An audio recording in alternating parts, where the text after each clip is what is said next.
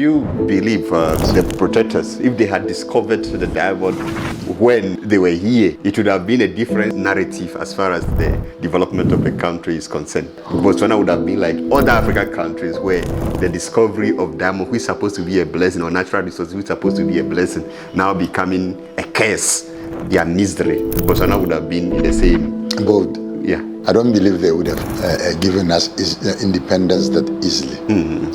They wouldn't have been reclassified.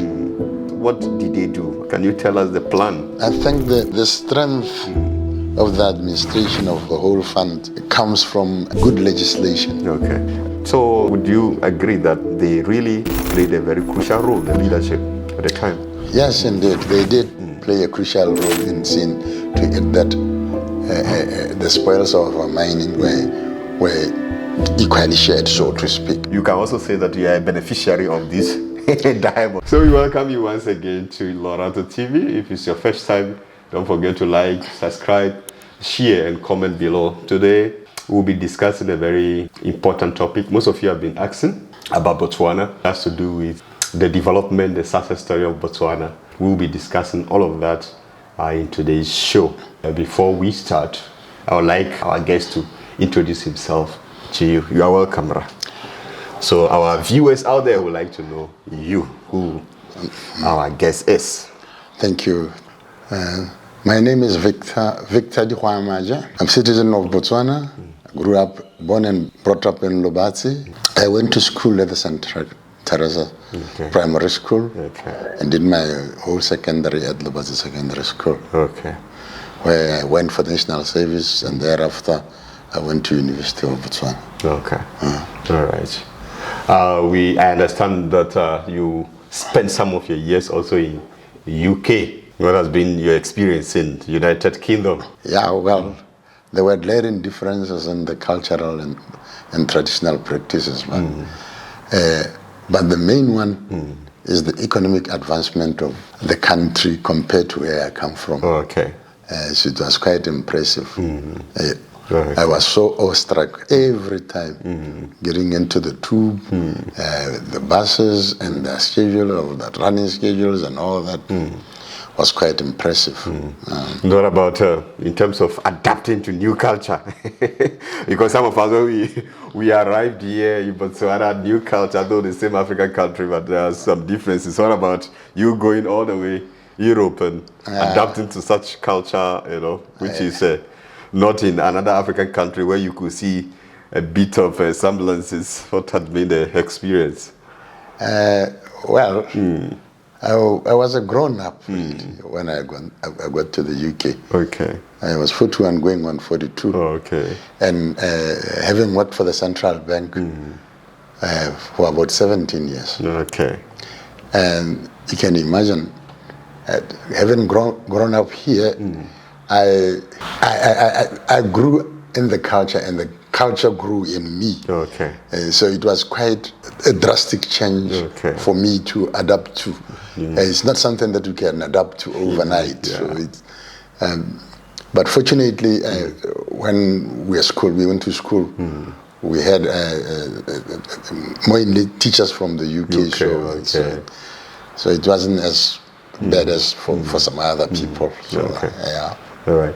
So most of our people out there have been asking a question about the success story of Botswana, and then how natural resources have actually helped the country as it is now.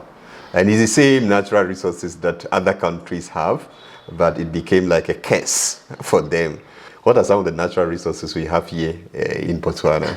The natural resources, fishing, forestry, mining, we have gold, we have diamonds, cobalt, we have iron, and then we have the wildlife reserves. Before the colonial masters, would like to know whether they were discovered. Did you discover these things? So before then, these people, those who came to protect our forefathers or protect the country, before that, did they discover these natural resources? They didn't, actually. Which is a a plus for the country. Yeah. Given their historical background with other countries also. Yeah. Now, when Botswana asked for to be a protectorate back in 1885, Okay.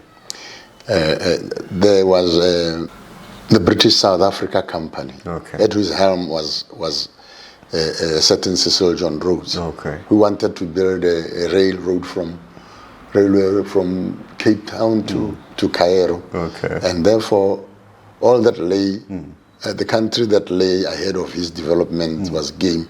They could belong to the company, and that led to our chiefs going to Britain to ask for protection.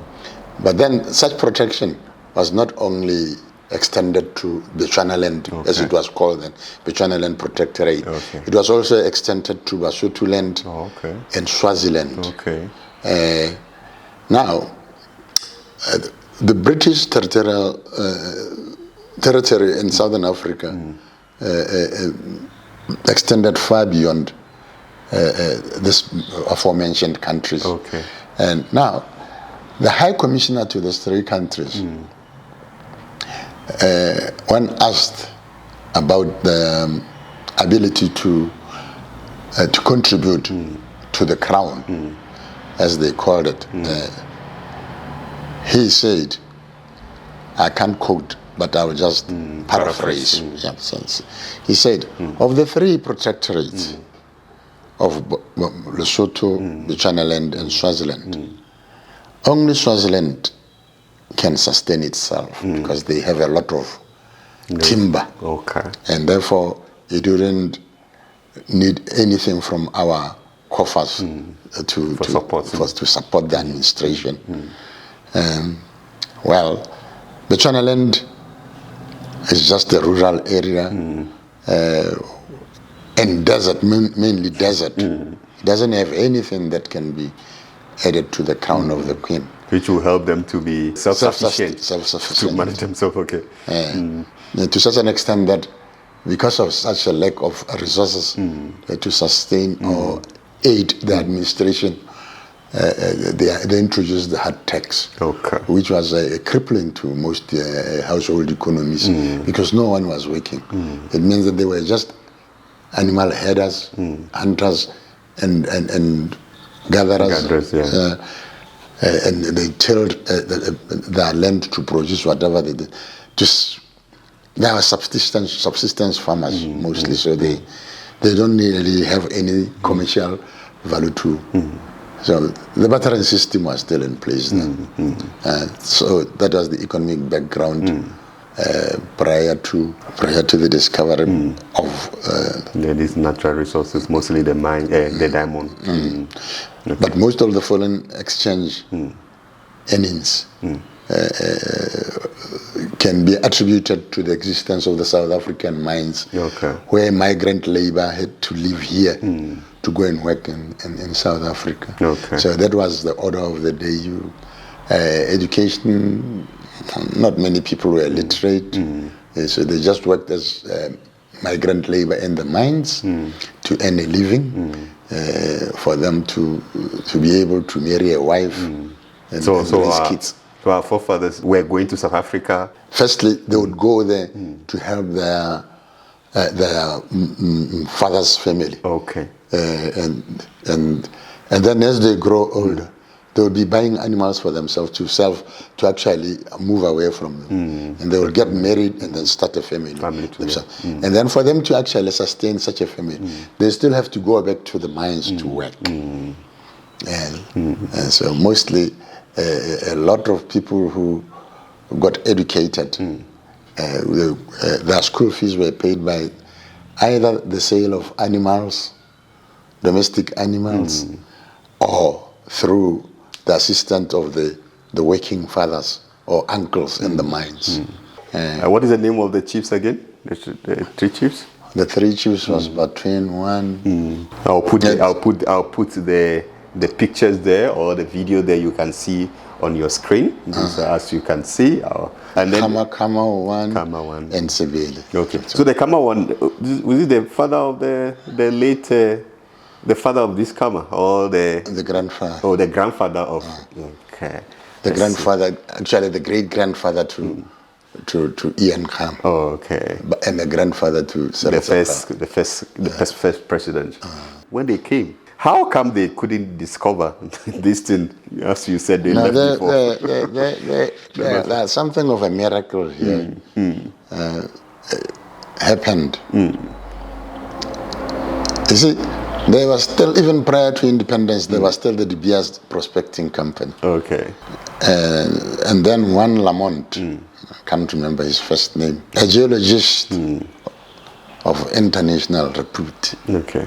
He was the one who was traversing Botswana, crisscrossing Botswana land, then or going east-west in the Kalahari. Then in 1964, the negotiations began. And then 1965, there was the Declaration of Independence. Okay. And the Legislative Council was established in 1965. Okay. Leading to independence on the 30th of September 1966. Okay. Now, by then, Botswana was still very agrarian. And there were no roads. There was about 5 kilometers of tarred road from the Lobatse station to the High Court. That was used by King George when he visited here. And then 1967, that was when I think the first diamonds were discovered in Orapa. Okay. So the discovery of diamonds started in Orapa. In Orapa. Okay. But the development of the mines was in the early 70s. Okay. So the discovery of the mines drastically changed the economic outlook of the country. Just remember that the agricultural sector contributed almost 90%, if not 95% of GDP. And then there will be this foreign exchange earnings from people who were working in the mines.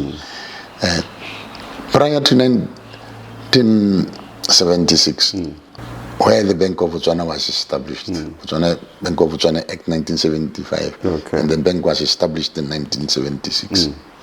So such earnings were not truly recorded. There were no reflections anywhere. And there were a lot of unbanked people, so we wouldn't quite grasp the magnitude of the monies that they brought into the country, because they brought it as cash. Okay. So there were no transactions that were recorded in the country. 1976, the Pula came into being, being our currency. Okay. So it was used in tandem with the South African rand, fairly up to late 70s, 80. Where you could just use it to buy stuff. 1978. That's where looked very bright. The prospects looked very good.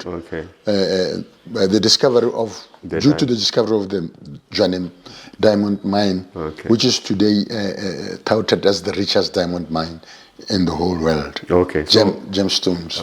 Okay, so let me bring, turn you back a bit. So these, I wouldn't say the colonial masters, but those who came to protect the country, they left, you said they left the country, which year? We can fairly say that 1965, when the Legislative Council was established. Okay, when they left, how many years before they discovered this diamond?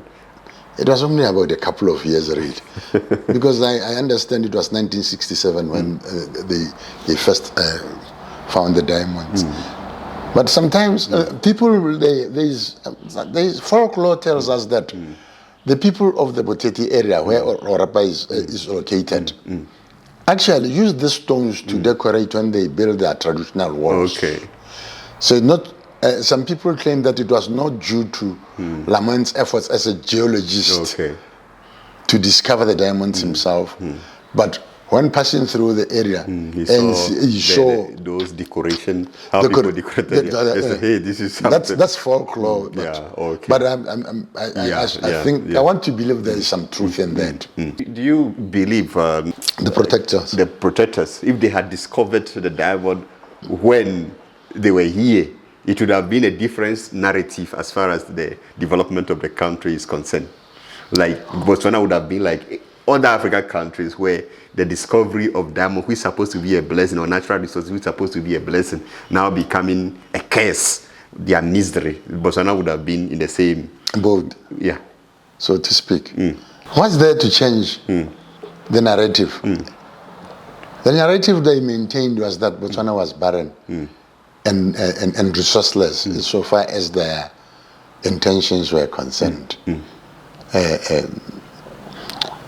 But had they discovered the diamonds, because even then a lot of African countries were still under colonial rule, what was there to change the narrative or the direction of their intentions insofar as all these other British far-flung territories were concerned? I don't believe they would have given us independence that easily. You should remember that the countries who had to fight for their own independence did so purely because the colonial masters would not leave, because they were reaping resources, natural resources, to the detriment of the local populace. All these exchange earnings, foreign exchange earnings, they invested in the UK to the upliftment of the British people's living standards, while the people who own the resources remained poor. Okay, so you agree with the narrative that Botswana would have been like other countries who are still struggling? They wouldn't have been reclassified. Reclassified now from maybe Protectorate to colony. So who was the president by then after they left? The first president of the country was Seretse Khama. Okay. So what did they do? Can you tell us the plan? I think the strength of the administration of the whole fund comes from good legislation from our National Assembly, where all revenues generated from all mining operations, government owned a large stake in. They had partners in the investors, like Debswana. Debswana is a short for DBS Botswana company, so it's an acronym for DBS Botswana. So it's now the strength of the legislation in itself informed the manner in which the money was going to spend in the development efforts of the country, both socially and economically. Botswana now had money to build schools, build hospitals, encourage the development of education policies, so that all children could now have free education. No more school fees through formal education. So it means that after the discovery, the leadership, they decided to dialogue and come out with they have kind of a consensus to say that wherever a diamond is located, whatever we gain from all the natural resources is going to be put in a common pool for the betterment of the people of Botswana. Is that what you are saying? Yeah, if I get you right. We had Bank of Botswana as the country's banker and chief investment institution. So where now all these other monies can be invested in other countries to generate income for the country. So would you say that the leadership or the leaders at the time actually help so much, as far as the development is concerned? Because if it were to be some country, they are just going to be loot and share. So would you agree that they really actually played a very crucial role, the leadership at the time? Yes, indeed. They did play a crucial role in seeing to it that the spoils of our mining were equally shared, so to speak. But with reference to other African countries, that's when Botswana became a leading example of how good governance should be. So in terms of having this contract with the DBS, how did it go? Was it 50-50, the contract with the DBS? I can't give you the exact figures, but I was led to believe that it was a 50-50 from all the revenues generated. Okay. And then the 50, DBS would take the 50, and from each 50, mine operations would be financed, where the other 50 that goes to Botswana, they didn't have any recourse to it with regard to operations of the mines. So it went straight into the coffers of the country, where it was allocated budget to various ministries. Okay. If you have a question, you can let us know in the comment section. So what are some of the benefits of this to the people, like the one we can see? You can also say that you are a beneficiary of this diamond. I am because my mother used to struggle with school fees. Okay. My parents used to struggle with school fees. But then actually I paid school fees until I finished Form 5. Okay. But my younger siblings, when it was now free education, some of the money that otherwise would have gone to school fees now accrues to the household income, back to the household income that is used meaningfully, improve our diet, buy us clothing, build better shelter. That's a very good accrual. What do you think other countries can learn from Botswana in terms of management of resources, which is a case for most of them? This thing all stems from political will to legislate accordingly, and the political will to be able to enforce it. You cannot have a law, people who are a law unto themselves. If you are a minister, you can do whatever it pleases you to the detriment of the whole country. No, it can't be. People should be held to account wherever possible. If the legislation is there, why not pursue the matter through the courts so that it would act as a deterrent to those who come up with them. Your final words? My final word would be to say that those who want to come here, you are welcome, because here the government has private, public, and private partnerships, and we are not averse to local foreign partnerships, because every country needs investment. It needs to see its people at work, more especially the youth. And whoever comes with the intention of job creation would be most welcome above all else, because such an investment would be viewed favorably by benefit the people of that country. Mutual benefit. Yeah. Thank you very much. So we thank him for exposing us to such realities, and he is also here. I'll be, as I said, I told you that I'll be going to Ghana. I'll be returning home, and most of you who would like to visit our work around, and he will be helping you also. Be one of those who will be helping you to answer some of your questions, most especially when you come into the country and you need someone to help you navigate through.